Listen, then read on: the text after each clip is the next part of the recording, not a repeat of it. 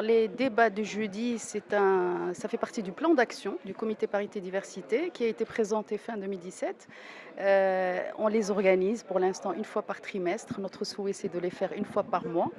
Et c'est des débats conférences qui portent sur des sujets de société. Aujourd'hui, le choix se porte sur l'autisme, car nous estimons que c'est un trouble qui est incompris, qui n'est pas connu, qui cause beaucoup de problèmes aux familles, aux enfants, dont les statistiques ne sont pas exactes malheureusement. Et donc, on a décidé d'ouvrir le débat, puisque c'est notre rôle en tant que média, sur ce problème-là. Aujourd'hui, nous avons des autistes avec nous qui vont prendre la parole. Nous avons des acteurs de la société civile qui font un travail formidable. Nous avons également des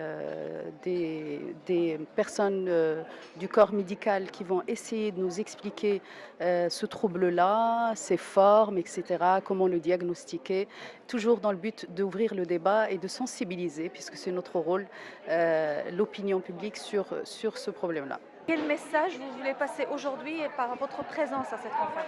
Alors, il y a deux messages importants. Le dépistage précoce de l'autisme, c'est très important. Quand on arrive à poser un diagnostic à 2 ans, on peut sauver ces enfants. On peut faire que ce soit des aides de langage qui soient dans une vraie communication. Deuxièmement, la formation des éducateurs. Ça, c'est vraiment les deux messages clés parce qu'on a avancé dans plein de domaines, mais pas dans ces deux-là, pas suffisamment encore. Les éducateurs qui travaillent avec les enfants dans les associations et à la maison, on a un manque de réglementation et de formation de ces éducateurs-là. Et c'est ça qui va beaucoup aider les enfants autistes pour demain.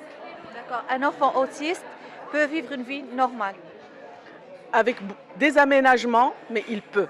Quand on arrive à faire les choses comme il faut et assez tôt, quand il n'y a pas une maladie en plus qui est lourde, un enfant autiste peut vivre comme les autres. Mon message pour les parents, c'est qu'il faut travailler. N'attendez pas les droits des enfants. Il y a des personnes qui travaillent sur les droits. Il faut travailler avec les enfants. Il faut se former, chercher l'information, contacter les personnes qui ont déjà travaillé avec les enfants autistes. Formez-vous et travaillez avec vos enfants. N'attendez pas que les autres viennent travailler avec vous. Ne serait-ce que l'autonomie, que la propreté, que les choses basiques. Comportez-vous avec eux comme des enfants ordinaires. Élevez-les le minimum. Et après, vous pouvez chercher les spécialistes pour des choses en plus. Et chercher l'information et les personnes de référence. Ne travaillez pas avec n'importe qui. Comment s'adapter, comment accepter le fait d'avoir un enfant autiste?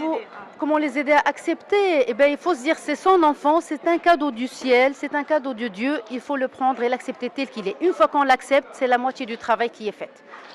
On va fermer les oreilles par rapport à la société, par rapport à la famille et travailler. Avec le travail, ça finit par payer et les enfants, vous pouvez améliorer leur qualité de vie avec le travail. Alors travaillez, travaillez. Il n'y a que le travail qui paye.